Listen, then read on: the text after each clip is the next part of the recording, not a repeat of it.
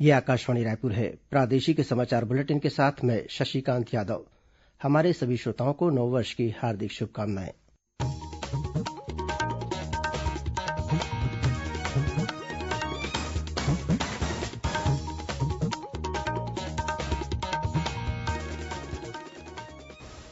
और अब पेश है आज के मुख्य समाचार। प्रधानमंत्री ने नववर्ष के पहले दिन 6 राज्यों के 6 शहरों में लाइट हाउस परियोजनाओं की आधारशिला रखी। कहा कि इन परियोजनाओं में शहरी आवासीय आवश्यकता की सर्वोत्तम तकनीक को दर्शाया गया है। प्रधानमंत्री आवास योजना शहरी के तहत छत्तीसगढ़ में संचालित किए जा रहे मोर जमीन मोर मकान मॉडल को केन्द्र सरकार ने आज सम्मानित किया। डोंगरगढ़ नगर पालिका परिषद को भी मिला पुरस्कार। कोरोना टीकाकरण की तैयारियों को परखने के लिए कल छत्तीसगढ़ के 7 जिलों में होगी मॉक ड्रिल। और मुख्यमंत्री ने साल का पहला दिन मजदूरों और पुलिस जवानों के साथ बिताया। दुर्ग जिले के रिसाली में कामगारों को खिलाई मिठाई। रायपुर के पुलिस परेड ग्राउंड में नववर्ष कार्यक्रम में भी हुए शामिल।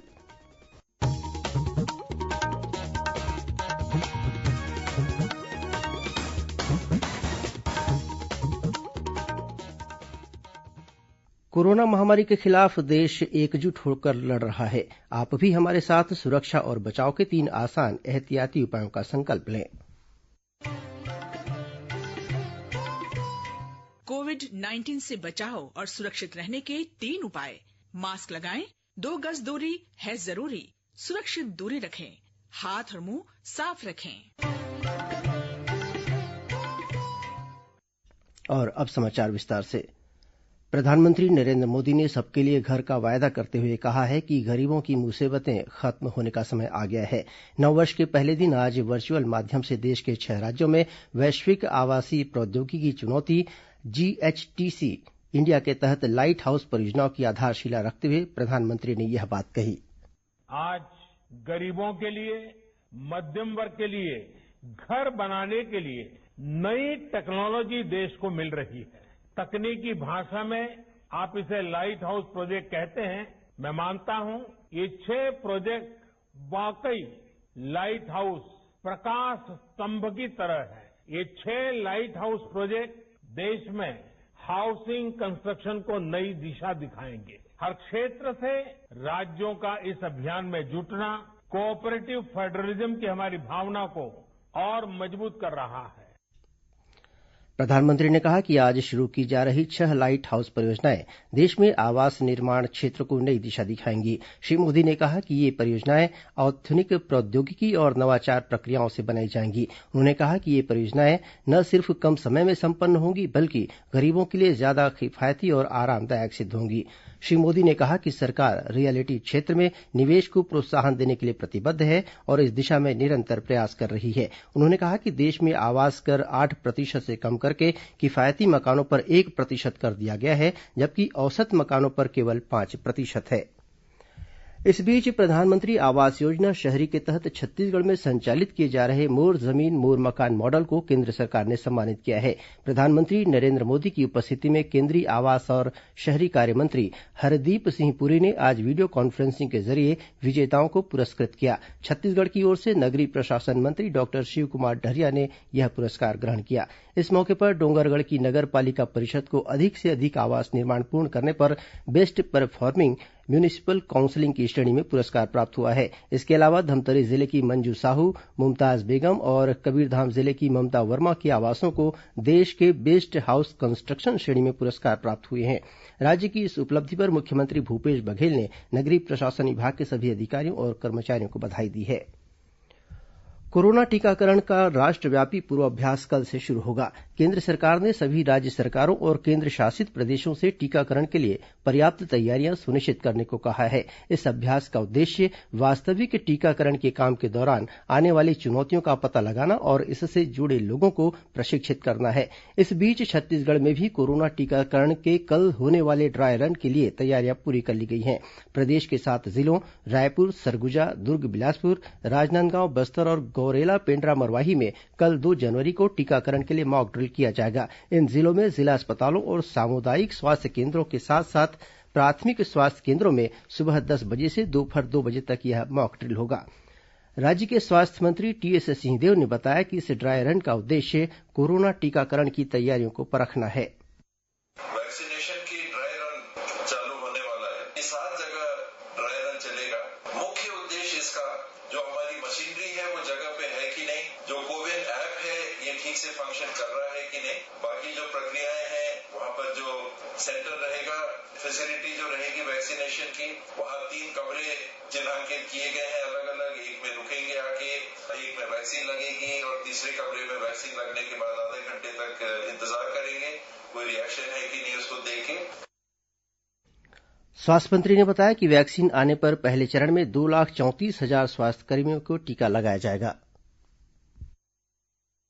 2,44,000 ह्यूमन रिसोर्स हेल्थ विभाग का चिन्हांकित करके हमने नाम भेज दिए हैं। इसके अतिरिक्त पुलिस विभाग, सफाई विभाग और राजस्व विभाग के भी नाम मांगे गए हैं। तो ये नाम जब आ जाएंगे, इसके बाद वैक्सीन आने के बाद वास्तविक तौर पे वैक्सीनेशन का काम चालू हो जाएगा। अनुमान हम लोग लगा रहे हैं कि एक दिन 100 वैक्सीनेशन एक सेंटर में हो सके, एक फैसिलिटी में हो सके। राष्ट्रीय स्वास्थ्य मिशन की संचालक डॉक्टर प्रियंका शुक्ला ने बताया कि मॉकड्रिल के दौरान कोविन ऐप में एंट्री से लेकर वैक्सीन लगाने तक कितना समय लगता है, यह भी देखा जाएगा। राज्यपाल अनुसुईया उइके ने आज राजभवन में ई समाधान वेबसाइट का लोकार्पण किया। इस वेबसाइट के माध्यम से राज्यपाल को आम जनता द्वारा भेजे गए आवेदन पत्रों को संबंधित विभागों को भेजा जाएगा। साथ ही भेजे गए आवेदनों और लंबित आवेदनों की ट्रैकिंग भी की जा सकेगी। इस अवसर पर राज्यपाल ने कहा कि ई समाधान प्रणाली से जनता की समस्याओं का जल्द निराकरण होगा। साथ ही सरकार जनता के प्रति अधिक संवेदनशील और जवाबदेह बनेगी। उन्होंने कहा कि नई तकनीकों से कार्य में गति और पारदर्शिता आती है। गौरतलब है कि ई समाधान वेबसाइट से राज्य के करीब 3200 शासकीय कार्यालयों को जोड़ा गया है। केंद्रीय सड़क परिवहन और राजमार्ग मंत्रालय ने राष्ट्रीय राजमार्ग नेटवर्क पर टोल प्रभार पूरी तरह से फास्टैग के माध्यम से लेने की अनिवार्यता की तारीख 15 फरवरी तक बढ़ा दी है। इससे पहले भारतीय राष्ट्रीय राजमार्ग प्राधिकरण ने टोल चार्ज नकद लेने की व्यवस्था आज 1 जनवरी से पूरी तरह समाप्त करने की घोषणा की थी। फिलहाल फास्टैग से टोल का भुगतान लगभग 80% तक हो रहा है। प्राधिकरण को लिखे पत्र में मंत्रालय ने कहा है कि 15 फरवरी से यह भुगतान पूरी तरह फास्टैग से ही सुनिश्चित करने के लिए राजमार्ग प्राधिकरण मंत्रालय से आवश्यक विनियामक अनुमति प्राप्त कर सकती है। टोल प्लाजा पर नकदी का उपयोग बंद करने के लिए दोनों तरफ एक एक लेन को छोड़कर बाकी सभी लेन में सिर्फ फास्टैग से भुगतान लिया जाएगा। इन लेनों में बिना फास्टैग वाले वाहनों को दोगुने टोल का भुगतान करना होगा। प्रादेशिक समाचार आप आकाशवाणी रायपुर से सुन रहे हैं। मुख्यमंत्री भूपेश बघेल ने आज नए साल का पहला दिन मजदूरों और पुलिस जवानों के साथ बिताया। दुर्ग जिले के रिसाली में आयोजित कार्यक्रम में मुख्यमंत्री ने सभी कामगारों को मिठाई खिलाई और शाल भेंट की। इस मौके पर उन्होंने कहा कि किसान और श्रमिकों की भागीदारी से ही विकास की नींव खड़ी होती है। मुख्यमंत्री ने कहा कि कामगारों के हितों का ध्यान रखना और उनकी आर्थिक तरक्की के लिए नए अवसरों की तलाश करना राज्य सरकार की सर्वोच्च प्राथमिकता है। वहीं मुख्यमंत्री आज राजधानी रायपुर के पुलिस परेड ग्राउंड में पुलिस जवानों के लिए आयोजित नववर्ष कार्यक्रम में भी शामिल हुए। इस अवसर पर उन्होंने कहा कि देश में लॉकडाउन के दौरान छत्तीसगढ़ पुलिस और अर्धसैनिक बल के जवानों ने अतुलनीय कार्य किया है। उन्होंने कहा कि पुलिस ने परित्राणाय साधु नाम के सूत्र को चरितार्थ करके दिखाया है। श्री बघेल ने कहा कि पहले लोग सोशल मीडिया में पुलिस की आलोचना करते थे, लेकिन लॉकडाउन के दौरान राज्य की पुलिस द्वारा किए गए कार्यों से सोशल मीडिया में उनके सराहनीय कार्यों की प्रशंसा की जा रही है। श्री बघेल ने कहा कि पुलिस को नागरिकों से लगातार संवाद बनाकर रखना चाहिए। इससे अपराधियों और अपराध के बारे में समय से पहले जानकारी मिल जाती है। इस अवसर पर मुख्यमंत्री ने विभिन्न सुरक्षा बलों के जवानों से बात की। साथ ही पिछले 2 वर्षों में पुलिस विभाग की उपलब्धियों पर आधारित पुस्तक का विमोचन भी किया।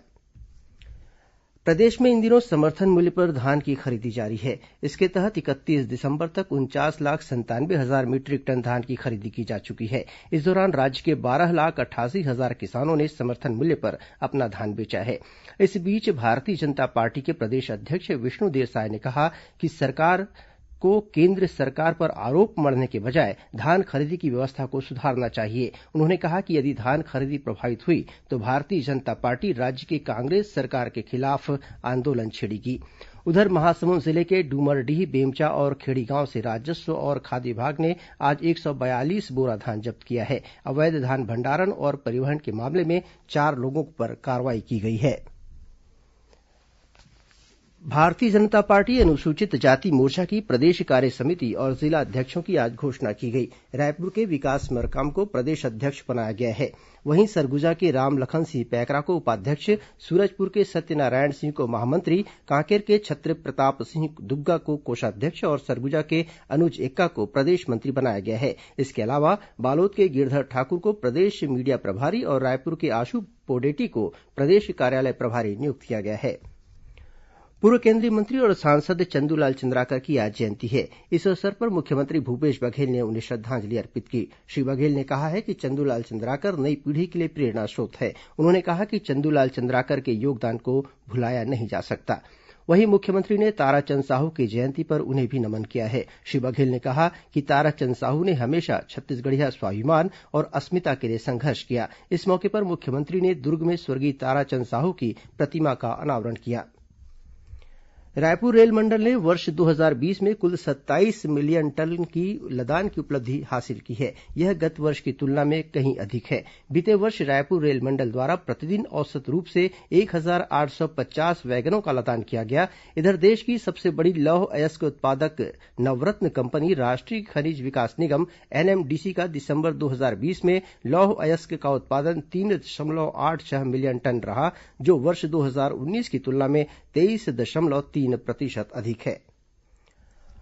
दुनिया भर सहित प्रदेश में नया साल हर्षोल्लास के साथ मनाया जा रहा है। लोगों ने वर्ष 2021 का स्वागत पूरे जोश और उल्लास के साथ किया। कोरोना संबंधी दिशा निर्देशों का पालन करते हुए लोगों ने नववर्ष का स्वागत किया। रात 12 बजते ही लोगों ने एक दूसरे को बधाई देकर नए साल की खुशियां मनाई। नए साल के पहले दिन आज मंदिरों में श्रद्धालुओं की भीड़ नजर आई। इस दौरान भक्तों ने सोशल डिस्टेंसिंग का पालन कर पूजा अर्चना की। राष्ट्रपति रामनाथ कोविंद, उपराष्ट्रपति एम वेंकैया नायडू और प्रधानमंत्री नरेंद्र मोदी ने देशवासियों को नववर्ष की शुभकामनाएं दी हैं। राष्ट्रपति ने अपने संदेश में कहा है कि प्रत्येक नववर्ष नई शुरुआत का अवसर देता है और व्यक्तिगत तथा सामूहिक विकास की प्रक्रिया पर जोर देता है। उपराष्ट्रपति एम वेंकैया नायडू ने कहा कि नववर्ष एक ऐसा अवसर है जहां नई उम्मीदों और मिलजुल कर रहने की भावना को मजबूती मिलती है। वहीं प्रधानमंत्री ने नववर्ष के अवसर पर देशवासियों से खुद को स्वस्थ रखने और अपने परिवार को भी स्वस्थ रखने की जिम्मेदारी निभाने कहा। छत्तीसगढ़ की राज्यपाल अनुसुईया उइके ने नववर्ष की शुभकामनाएं देते हुए कहा कि वर्ष 2020 में आए कोरोना संकट से सीख लेकर हमें नए वर्ष के लिए तैयार रहना चाहिए। देश एवं प्रदेश के सभी लोगों को मेरी ओर से नववर्ष 2021 की बहुत बहुत बधाई एवं शुभकामना। मैं 2020 जो कोरोना का संकट काल आया था उससे हमें सीख लेकर और 2021 में वैसे ही सावधानी बरतनी होगी, क्योंकि ये कोरोना का संकट अभी टला नहीं है और हमें शासन प्रशासन की दिशा निर्देश के अनुसार वो सभी चीजों का पालन करना होगा, तभी हम इस कोरोना के संकट से बच सकते हैं। वहीं मुख्यमंत्री भूपेश बघेल ने प्रदेश की जनता को नए वर्ष की बधाई और शुभकामनाएं दी हैं। कोंडागांव जिले में सुरक्षा बलों ने 7 किलो वजनी विस्फोटक बरामद किया है। मिली जानकारी के अनुसार जिला पुलिस बल और भारत तिब्बत सीमा पुलिस आईटीबीपी का संयुक्त दल मर्दापाल थाना क्षेत्र में तलाशी अभियान पर निकला था। इस दौरान एरंडवाल और एहकली मार्ग पर सुरक्षा बलों ने 7 किलो वजनी विस्फोटक और वायर तथा डेटोनेटर बरामद किया। बाद में विस्फोटक को सुरक्षित तरीके से निष्क्रिय कर दिया गया। छत्तीसगढ़ के 17 और जिलों में जल्द ही डायल 112 सेवा शुरू की जाएगी। इस सेवा के माध्यम से व्यक्ति दुर्घटना जैसी आपातकालीन स्थितियों में फोन कर तत्काल मदद हासिल कर सकता है। यह जानकारी आज रायपुर में राज्य के पुलिस महानिदेशक डीएम अवस्थी और विशेष पुलिस महानिदेशक आरके विज ने पत्रकारों से चर्चा करते हुए दी। उन्होंने बताया कि यह सेवा वर्तमान में राज्य के 11 जिलों में संचालित की जा रही है। 17 और जिलों में डायल 112 शुरू होने के साथ ही पूरे छत्तीसगढ़ वासियों को इस सेवा का लाभ मिलने लगेगा। इसके अलावा राज्य पुलिस की ओर से प्रदेश के सभी जिलों में मानव तस्करी को रोकने के लिए विशेष इकाइयों की स्थापना करने और सभी थानों में महिला डेस्क स्थापित करने का प्रस्ताव है। मुख्यमंत्री भूपेश बघेल कल 2 जनवरी से बिलासपुर संभाग के दौरे पर रहेंगे। मुख्यमंत्री सबसे पहले रायगढ़ जिले का दौरा करेंगे। इसके बाद वे 3 जनवरी को बिलासपुर और 4 जनवरी को कोरबा जिले के प्रवास पर रहेंगे। इस दौरान मुख्यमंत्री रायगढ़ जिले में करीब 400 करोड़ रूपये के विकास कार्यों का लोकार्पण और भूमि पूजन करेंगे। अब कुछ अन्य खबरें संक्षिप्त में। संघ लोक सेवा आयोग यूपीएससी द्वारा आयोजित सिविल सर्विस मुख्य परीक्षा आगामी 8 से 10 जनवरी और 16 से 17 जनवरी तक आयोजित की जाएगी। परीक्षा सुबह 9 से 12 बजे और दोपहर 2 से 5 बजे तक 2 पालियों में संचालित की जाएंगी। प्रदेश के लोक स्वास्थ्य यांत्रिकी और ग्रामोद्योग मंत्री गुरु रुद्रकुमार ने दुर्ग जिले के घासीदास नगर और हाउसिंग बोर्ड क्षेत्र में विभिन्न विकास कार्यों का लोकार्पण किया। प्रधानमंत्री ग्राम सड़क योजना के तहत छत्तीसगढ़ ग्रामीण सड़क विकास अभिकरण द्वारा राज्य गुणवत्ता समीक्षक के लिए आवेदन आमंत्रित किए गए हैं। इच्छुक अभ्यर्थी 8 जनवरी तक आवेदन जमा कर सकते हैं। वरिष्ठ आईपीएस रतनलाल डांगी ने आज बिलासपुर रेंज के पुलिस महानिरीक्षक का पदभार ग्रहण कर लिया। गोधन न्याय योजना के तहत बिलासपुर जिले में 13 गोबर गैस संयंत्र स्थापित करने की स्वीकृति मिली है। इनमें से 4 संयंत्र स्व सहायता समूह के माध्यम से शुरू किए जा चुके हैं। बिलासपुर शहर के पल्लव भवन के पास स्थित पंजाब नेशनल बैंक के जोनल कार्यालय में आग लगने से लाखों रूपये का सामान जलकर नष्ट हो गया। कबीरधाम जिले के चिल्फी थाना क्षेत्र अंतर्गत पुलिस ने 2 आरोपियों से 2,10,000 रूपये कीमत का 21 किलो से अधिक का गांजा बरामद किया है। और गरियाबंद जिले के मैनपुर परिक्षेत्र में चीतल के शिकार मामले में वन विभाग ने एक और आरोपी को गिरफ्तार किया है। इसे मिलाकर अब तक 8 आरोपियों की गिरफ्तारी हो चुकी है। वहीं कोरिया जिले में नीलगाय का शिकार करने के मामले में 3 आरोपियों को गिरफ्तार किया गया है। इनके पास से नीलगाय का मांस भी बरामद किया गया। अंत में मुख्य समाचार एक बार फिर। प्रधानमंत्री ने नववर्ष के पहले दिन 6 राज्यों के 6 शहरों में लाइट हाउस परियोजनाओं की आधारशिला रखी। कहा कि इन परियोजनाओं में शहरी आवासीय आवश्यकता की सर्वोत्तम तकनीक को दर्शाया गया है। प्रधानमंत्री आवास योजना शहरी के तहत छत्तीसगढ़ में संचालित किए जा रहे मोर जमीन मोर मकान मॉडल को केंद्र सरकार ने आज सम्मानित किया। डोंगरगढ़ नगर पालिका परिषद को भी मिला पुरस्कार। कोरोना टीकाकरण की तैयारियों को परखने के लिए कल छत्तीसगढ़ के 7 जिलों में होगी मॉक ड्रिल। और मुख्यमंत्री ने साल का पहला दिन मजदूरों और पुलिस जवानों के साथ बिताया। दुर्ग जिले के रिसाली में कामगारों को खिलाई मिठाई। रायपुर के पुलिस परेड ग्राउंड में नववर्ष कार्यक्रम में भी हुए शामिल। इसी के साथ प्रादेशिक समाचार बुलेटिन समाप्त हुआ। नमस्कार।